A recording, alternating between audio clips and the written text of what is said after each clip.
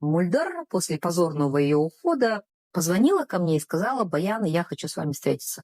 Я, человек добрый, сказала: «Хорошо». Она пришла ко мне страшно худая, в глазах ее была просто тоска, печаль.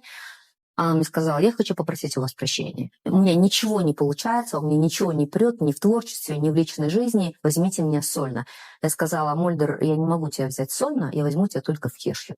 Я Мөлдір тура бір ай Камшатпен және Айданамен бірге кешьюдің құрамында болды. Потом она начала имитировать давление. Мы поехали, как сейчас помню, в Баянаул. Я была с ними. У нее резко поднялось давление. Потом приехала скорая, а скорая вышла и сказала: нет у нее никакого давления. Потом она там же подвернула ногу, чтобы не выходить, чтобы сорвать наше выступление. Да, она вернулась, но я только сольная певица, я королева. Мөлдір ол келген кезде сол бір айдың ішінде аурудан көз ашқан жоқ қой негізінде.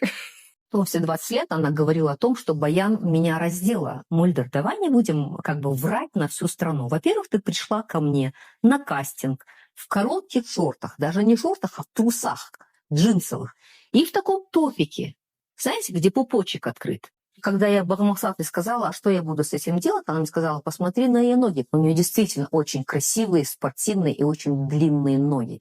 А почему это запомнила? Потому что она была в очень коротеньких джинсовых шортиках. И поэтому, когда она сказала: «Мен деген инабатты и бала, Баян деген нас раздела», мне было очень стыдно, Молечка, дорогая моя.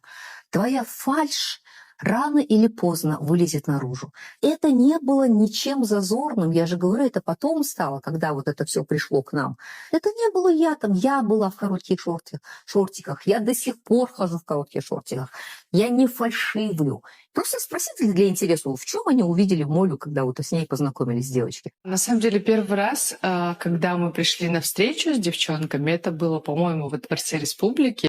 5 лет своему учителю она вонзала нож в спину и улыбалась ей в лицо. Багам, Баголя, Баголя ела ее бешбармак, ела ее лагман, жила у нее дома, она прописалась у нее дома. Выходит, садится в машину и уезжает. То есть это Мирамбек 2 раза попросил меня не обижать Молю, не говорить. И это уже 3-е доказательство того, что она даже не послушалась Мирамбека, своего друга, брата, защитника, который попросил за нее. И, пожалуйста, Мирамбек, она наплевала на все твои просьбы. Я заранее: нет, Баян, в документальном фильме я принимать участие не буду, в концерте принимать участие не буду. Все, вопрос закрыт. И шикарно мы проведем концерты без тебя и без Балджи. Ты фальшь устазом. Я тебе не устазом. Ты взяла, высосала все, что можно с меня высосать обманным путем через свое святотатство. А врала все 7 лет, которые со мной работала. Она все секреты артистической жизни и жизни настоящего артиста научилась не в Суперстар KZ, не отдельно. Все ее умения были сложены, выучены здесь, в моей и в нашей ауре нашего продакшена. И сейчас она говорит: я 22 года Мульдар Аулибекова.